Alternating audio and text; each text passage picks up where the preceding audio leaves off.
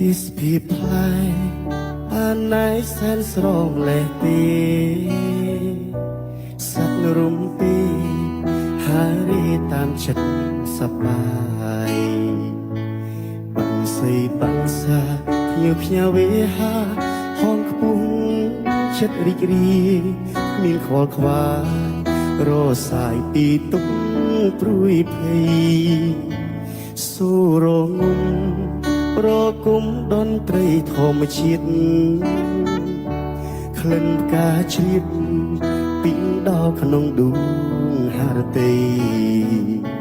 ព្រៀបបានសំរងឆោមស្ររីជ្នី